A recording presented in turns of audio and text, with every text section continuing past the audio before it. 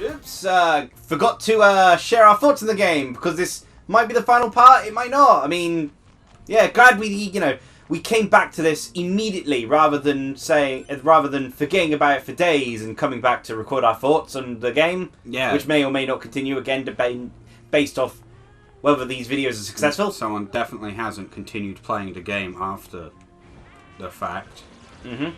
So, yeah. Our thoughts on Nier Automata so far, potentially, because again we could potentially be continuing. Potentially. I mean, it didn't work out for Akami, but maybe Nier will be different. Maybe. But also, I guess before we share our thoughts, because I never really did another final credits sort of thing, a big thank you to White Namikaze for the opening artwork, which in turn also got used as the background for the end slate. It was an amazing artwork and a wonderful time commissioning her. And for next year, be sure to keep an eye out in January for the to be commissioned raffle. If you've got a DeviantArt account, that's super helpful. And obviously, if you're an artist sort of thing, because the whole point is you have to be an artist to actually do the drawing, obviously. It does help. Yes. So, but yeah, I'll have like YouTube community posts and such advertising that towards the time. But it's every year, every January. Also, Sanko discovered. Yeah. In the few seconds. What? That's what the self-destruct check does. Well, how'd you do it? You hold down both the analog sticks. Oh, okay. And you lost your clothes? Yeah. What? Did you lose all your weapons? No. They'll come back in a sec. You just have to limp around for a little bit. There you go. Okay. Does she gain back her clothes, or? If you fast travel or die. Okay. No. She looks better with the clothes she does, on. yes. Yeah. But I thought I'd at least show it off. Yeah. Because I know what people that play this game are like. Okay, so, thoughts? do you want to go first, or should I? You go first. Oh, I guess, well, I guess my thought it might come as a bit too striking if I just say it like this, but it's kind of like the jumping off point for everything, really. It's garbage! When I do my Wii Wonders games, I tend to rate the games out of a system of 4. But admittedly, these ratings are purely done as a personal measurement sort of thing. Because my Wii Wonders is more about recommending games to a specific type of person. Obviously, I'm not doing this in terms of like a Wii Wonder style review, so I'm not thinking of which is the specific person for this game. But usually I do a 4 rating system of D, C, B, and A. So I'll just do a traditional rank system here of like out of 10 sort of thing. And unlike other people, I actually would use the entire 10 rating system guidance. In which case, at worst, 5 out of 10. At best, 6 out of 10. Fair. It's just like, the game's kind of average in a lot of senses. It does, as I sort of compared it to, it's like a high quality movie licensed game. It does so many little things, but those so many things are only to its detriment. Yeah. Like, because it never can seem to sell on anything, and a lot of its strong points that it does end up clashing with each other. Like, the constantly shifting camera angles sort of thing. It's like, it's there, but it's not good that it's there. They're bare paced out when in the sort of like the shoot 'em up section, but to do it in standard gameplay is just annoying. Yeah. If they had like a consistent thing of like every time you do a level inside a building, like the castle thing, if the castle, inside like the castle, that was purely done as a 2D section sort of thing because you went inside a building, that would make sense. But these in like that first opening level, as we've discussed, is one of the worst introductions to a game we've ever experienced. Yeah. Yeah, it just made no sense when they'd be throwing it all out sort of thing. The characters are, well, okay, as we know, 6-0 is the best character. Yeah. That's Pascal I'm finding fun. The main characters of 2B and 9S are interesting. I wouldn't say I particularly like either of them, but I find them intriguing because they do note a point that I've wondered with a lot of discussion regarding games and characters sort of thing, which is they feel very human. In a sense, in the fact that they're not a consistently one-note character. They react differently despite how, sometimes you have to describe a character as they're an angry person sort of thing. Yeah, but the thing is, even an angry person isn't always 24/7 angry sort of thing. 9S and 2B can come across almost hypocritical at times sort of thing, or contradictory with a lot of their sort of things. They sometimes 2B is the one having more emotional elements, as 9S is saying, let's murder every single person here because they're a machine. Kill the robots! And then there's other points where 9S is showing the greater emotional depth sort of thing, and 2B sticking to our old robots are not allowed emotions. Beep, bop, beep, bop, beep. Yeah. And whilst neither of them have hooked me as characters, I do find it fascinating. The fishing is great. High compliments to the fishing. It's a very standard fishing. Yes, but it's there, so it's nice. And there's actually plenty of water, even though it's not deep water sort of thing. Yeah. The fact that you could get endings from eating mackerel is hilarious. Pod is also one of the best characters of the game. The pod is saved us so many times. Character. The chair thing is also a cool concept. Lazy chair. Like, there's plenty of good elements to it. I do think the actual action gameplay is a lot of fun. It does get marred occasionally by the changing camera angles sort of thing, and it's a bit weird that you can feel so powerful in the middle of combat sort of thing, but then you get out of combat and 2B takes absolutely forever to get from point A to point B. I don't mind her not necessarily being super fast, but her tripping on bushes is really annoying. Yeah, it's or like on bits of dirt. It's like, this is a very sort of anime-styled game, but, typically an anime character would be able to take, go from one side of the map to the other. Or walk through a bush without having to click the sprint button again. The new episode of Dragon Ball Z, Goku could have been Frieza, but he tripped on a bush! I wouldn't put it past Super to do that, to be honest. I mean, they hate Tien enough that I could see him dying to a bush. It's like I also think that there's like I said, with the 2B9S stuff, there is really good characterization, and there's a lot of fun characters in the side quests and such. But I also feel like with scenes with Adam and Eve, and with a lot of the things they bring up, it's trying to write itself as more profound than it actually is. Like, there's a feeling of a false sense of intelligence, as it were. It's like, if I use big words, I'll come across as intelligent. Whereas a lot of it just kind of comes as... And it's funny when you consider there's also a character that's name is literally Jackass. Yeah. And Jackass is also one of the best characters, sort of thing. Yeah. Like, the more interesting parts are the points they don't really harp on about a lot, sort of thing. Like the Pascal's Village sort of thing. Yeah. They don't need to say much about it. It's ironically the scenes where they're kind of focusing on, Adam and Eve and having, just 2B and 9S sort of, like, think about things where it's like, it's not really that deep, gotta be honest, sort of thing. I guess, there's always going to be a bit of clouding of expectation because of how a lot of people have hyped this game up, sort of thing. And there was no avoiding it, sort of thing. I guess, regardless, I already had some expectations going in. The developers are planning games. I expected to have really solid hack-and-slash combat, sort of thing. And it's got enjoyable combat, but it's also so many other genres thrown in that you didn't expect, sort of thing. But, there was expectations there where it's like, it didn't come across as bad as, some of the weaker Platinum games, but it's not one of the higher rated ones. Like, I'm intrigued by a lot of the stuff. And again, it's not a bad game. Even at its worst, it's still a 5 out of 10. But I guess, some people take issue with it being, with the term average more than if you were to say it's bad, sort of thing. Yeah. Like, it's a game I don't mind the concept of playing more of on the channel if people want to see us play more of it, because there are fun moments. Play in your spare time. Yeah, like, unlike you who have enjoyed yourself playing it outside of things. So I think you might have a different opinion. So, given I kind of feel like I'm going over the same points here, I'll let you take the reins. Core gameplay, I enjoy. It's basically just a hack and slash, but you've also got your pod and stuff like that. And you also have to worry about the RPG mechanics and the chip mechanics sort of thing, which... The addition of the chips, I really enjoy, because it means... And the different weapon types and such. The different weapons having different abilities when you upgrade them, different combo lengths, different pairs of weapons have different combos with the light-heavy combo buttons. It's very simple, but there's still a good amount of customization.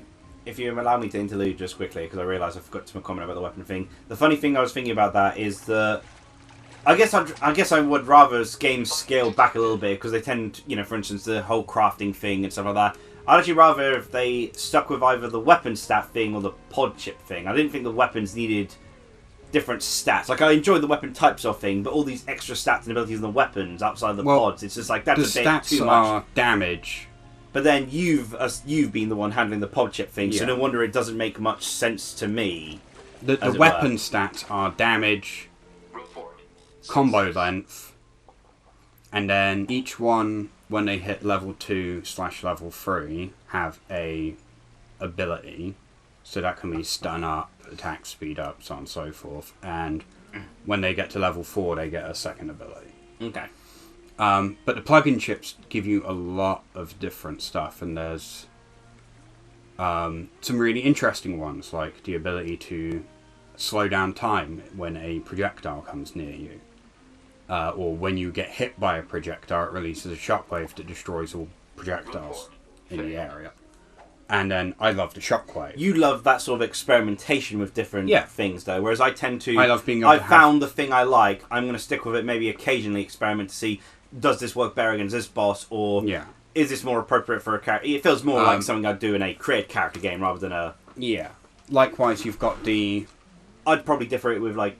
I know you've got different playthroughs, so that would be a different chip. That would be where I'd experiment then. It's like, this one, I'll do a different thing. And then you've also got the 3 different types of pod that you can use. That there are 3 different types of pod? Yeah, we've been using them. The laser, the noodle. Oh, the different... Oh, yeah, okay, sorry. I thought you meant like he changed shape and form and functionality. I mean, it does change shape. He changes shape? Yeah, they're different pods. Complete. I thought it was the one character. Well, it's the one character because it's the only... Look, he's got different stuff on his back. Oh, okay. No, that's not a dramatic... I thought he'd go from rectangular to, no, they get circle or something. Different backpacks. That's not quite what I think about different pods, but... Well, it's technically a different It's just a different equipment for pod. No, but you literally fish up a different pod. Okay. Dig up a different pod. So core gameplay and customizability I enjoy. Characters are hit or miss. The main 2 characters are fine. So far they've not been anything spectacular, to be honest. It's mostly the side characters that interest me. And then you get some characters like Adam and Eve, who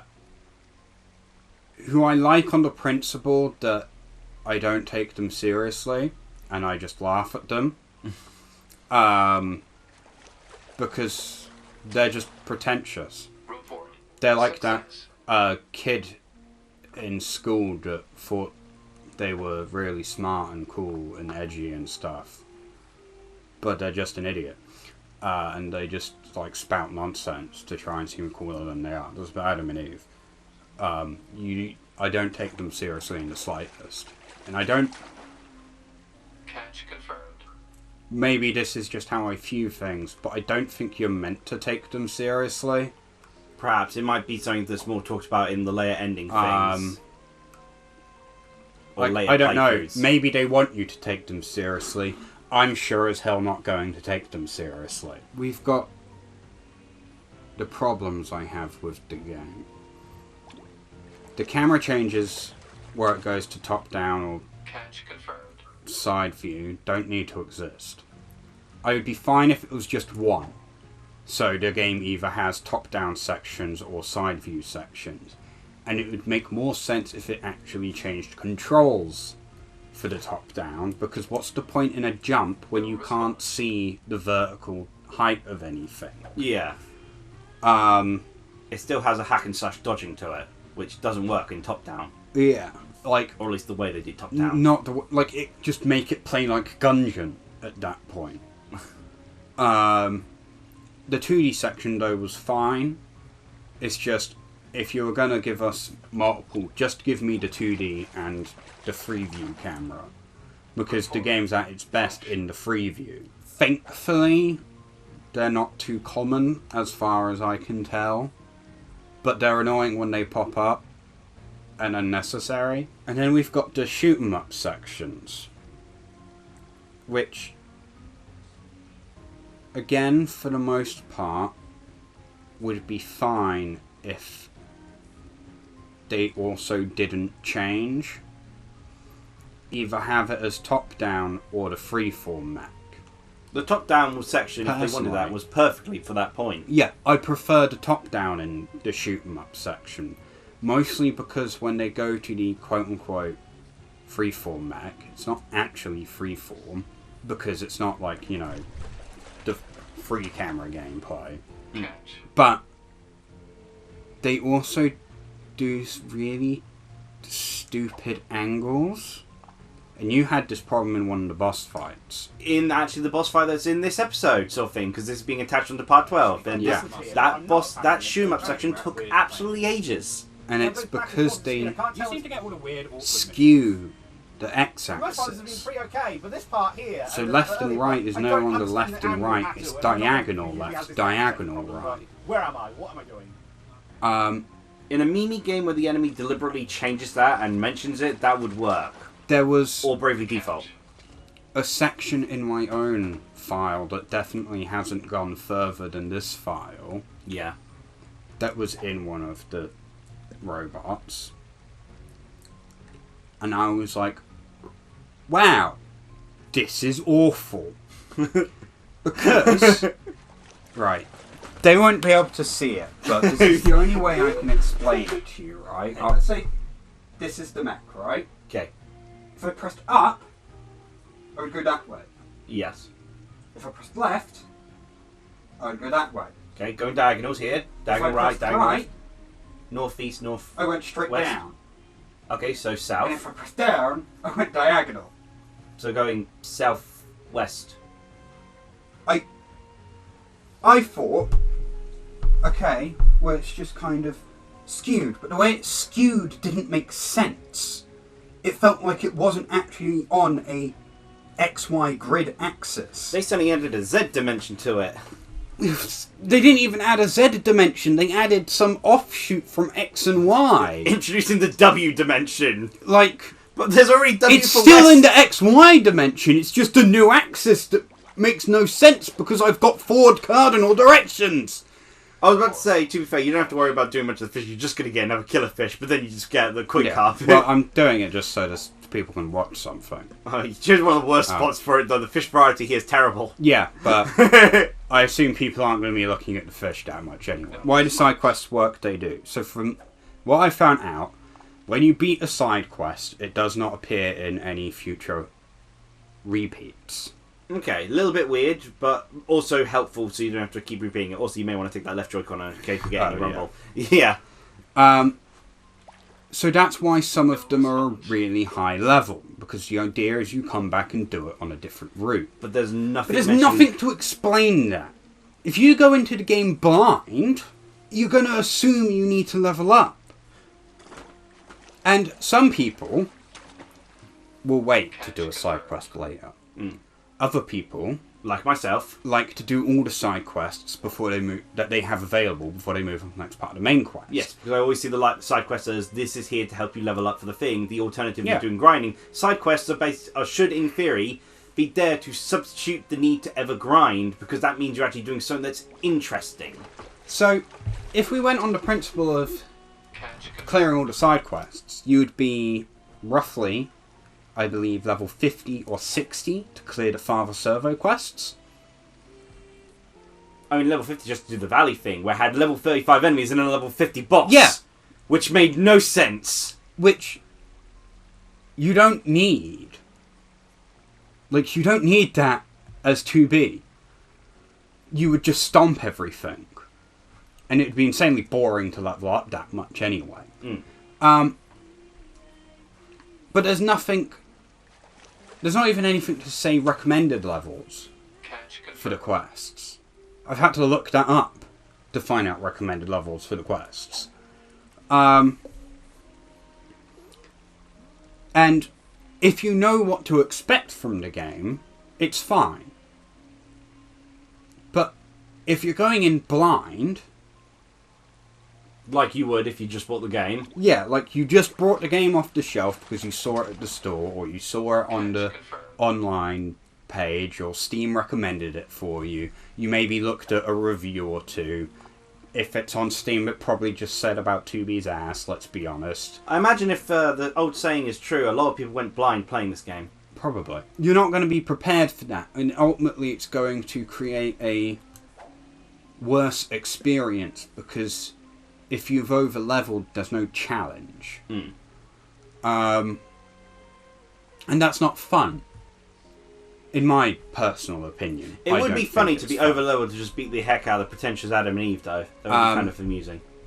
I mean, yeah. That's another, like, slight... The game's not... To get the optimal experience, you kind of already have to know what's going to happen. This is even worse, right? Because certain side quests disappear at certain points in the story. For example, I think if we... There's side quests that we can't do because we don't have 9S with us. So it's actually... Which for some parts is purely for banter. Yeah, which... This is an example. Also, just quickly, before we get to the example, the solution to the level problem and such, and the character problem sort of thing. Yeah, I'm just going to bring this up because I always love bringing up as an example of what games should do. Sonic Adventure. Yeah. You should have just had it, rather than doing a linear thing. She plays 2B after that opening sort of thing, because if you count 9S, you unlock the 9S campaign. You can choose which one of them to play. I'm pretty sure the third character is A2. The moment you count A2 in the Kingdom, you've unlocked the A2 campaign. You can choose to do them out of order sort of thing. Yeah. Because given that it's not really in order, because they're literally repeating the story events. Yeah, you notice someone's missing from here. The clown. The clown. So, just because 9S isn't here, we can't do Clown Parade. If you're going in blind, you're going to think, oh, bugger, I missed out on this side quest now, because it was level 40, and I thought, oh, maybe I have to do it later. Now it's later, the clown's gone! He's dead, probably. Tragic, we lost a clown. Which, I mean, he died like 50 times, but that's not the point. That's one durable clown. Very too durable, honestly. I'm glad he's dead because I was scared of him. Death cannot contain me! Honk honk! I also have to say that There's not enough ladders. The game's got interesting ideas for its story. It seems to, from what I can gather, a lot of it seems to be, like, a lot of characters are, like, really pessimistic. I mean, there is a lot of people who are depressed and suicidal. Yeah, and, like, a lot of the results of, like, side quests, even if you do things with, like, good intentions, it's still just kind of the downer ending, or a pessimistic ending or viewpoint, which I find incredibly boring. Yeah. And I believe that... So it doesn't quite match the tone of a game which was advertised based on its main character's ass. Yeah. But I also believe that there's more aspect of... Like, the hope is meant to be from, like, the endings and as you do more stuff or whatever. Because I think it is meant to get... I hope it's meant to get more hopeful. But that might also just be because I don't really care for overly pessimistic games. Yeah. Because what's the point? You've got to have hope there to make the pessimism worthwhile. Yeah. I do enjoy the game. I do have a lot of nitpicks with it, though. I think it's easier to have lengthy discussions of criticism, whereas a lot of good points can tend to end up being boiled down to, it's good. Yeah, if everything was good, we'd just be like, yeah, it's a cool game. Yeah, it's like, that's the thing. When you want to have a criticism, you have to explain it, whereas with a good thing... might as well be a part of its own. Yeah, Jesus. well, the last part might end up being an hour long. Yeah. I'm not going to go over an hour long because my computer's screaming at me. Yeah. But yeah. But just in case it is its own part, like, comment, subscribe. I would probably say, at the moment, I would probably go for a 7 out of 10. Given you actually have been playing in your own time, I'm not surprised you rated it higher than me. Yeah. Well, ironically, I would say, in my own time where I definitely haven't progressed further past Route A or anything. Yeah. I've actually got more problems with the game. In this hypothetical scenario. In this hypothetical scenario, let's say that maybe the hypothetical of a character you play as doesn't have two weapons, so it completely removes half of the versatility in combos, and your heavy attack gets replaced with something that completely breaks up the rhythm of combat and is incredibly unfun, hypothetically speaking. We only had one hacking segment in this entire goddamn game, and it was during a boss fight. No, don't. I don't want more. In a hypothetical situation, let's say your heavy attack was a hacking button, which completely disrupts the flow of combat. Every time I go to do a combo, because I hypothetically spent the entire time of the first route playing as a character where you combo in a hack and slash game, and then they removed, hypothetically, my combo for a shoot 'em up section which then pops up with menus. I don't want menus hypothetically appearing in the middle of combat.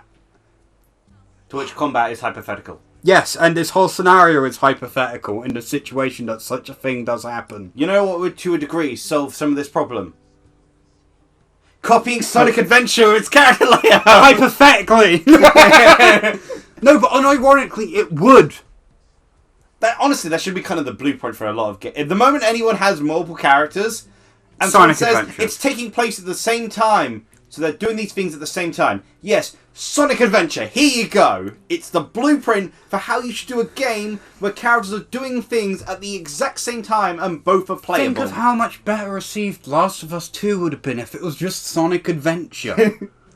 I mean, that's just an obvious sort of thing. People would have been able to play whatever character they wanted and pretend the other story didn't exist. Oh, I thought you meant just replacing The Last of Us 2 with Sonic Adventure. Just like you buy the Last of Us 2 yes, you but... saw it, it's just Sonic Adventure. It's just Joel and Ellie have found a copy of Sonic Adventure and a Dreamcast, popped it in, played it. The Dreamcast still works. It's like it's played off a TV, so you got that slight perspective, so you got the character slightly in view, playing it. You would be playing Sonic Adventure in, the fourth-person perspective? Kind of, yes. Because it's a third-person game, but you're then playing it third-person of a character that's playing it. Yes, I believe that would be fourth perspective, yes. Or is that fifth? It's definitely not second. Would fourth be playing it in... Yeah, what is the second perspective? Is that when you're playing first-person? The second perspective... Additional... Well, I know from Orion style... The second perspective is when someone else is referring to you. Okay, so... As in, like, they are technically a third person, but they're referring to the character as you. Okay. So effectively, second person is perspective you are the character. And they're addressing you. Yeah. As in, so they're describing what you did. So second person. So, like in a scenario, say a police are interrogating someone, and they're trying to say what you have done. That is second perspective. So second person is Undertale. Yes. Cool. It's when another person is recounting events that you have done. Yeah. Or it's saying, Which this is what I technically think is you did. Undertale, because you're not actually... Mother 3 as well, because, again, that's an example, because Lucas is a character in his own right, and you are a person God, who exists yes. in the event. Yes. Bay and Chaos. The spirit you play as. Liam, don't bring up because Bay you and play as a Chaos spirit, now. That spirit is you, but Bay and Chaos is the No, the main character is it's the a one you whale. control, so the spirit... It's a man that turns into a whale, Liam. It doesn't make sense. Playing card games and the cards get mouldy or something. I was going to say Jewels of the Roses, but technically you are playing, but you never see your character. Oh no, you're just some strange entity. Yeah. In fact, basically any game... What if I blow up again?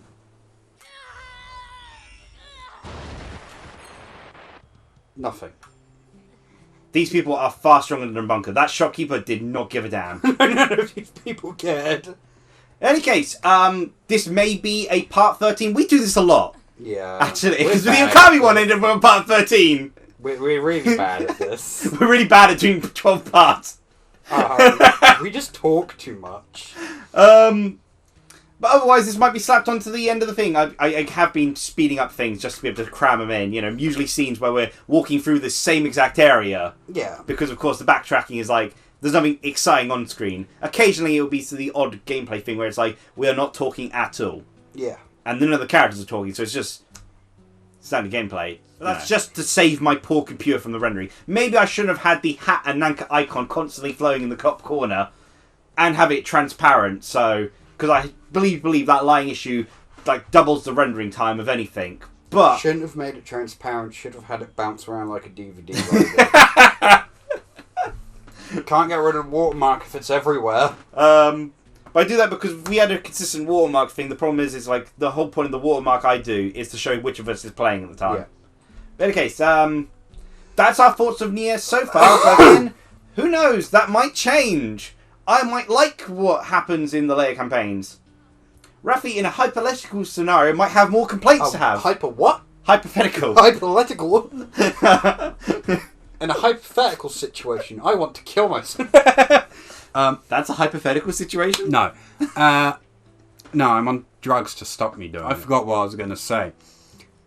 Yeah, bye.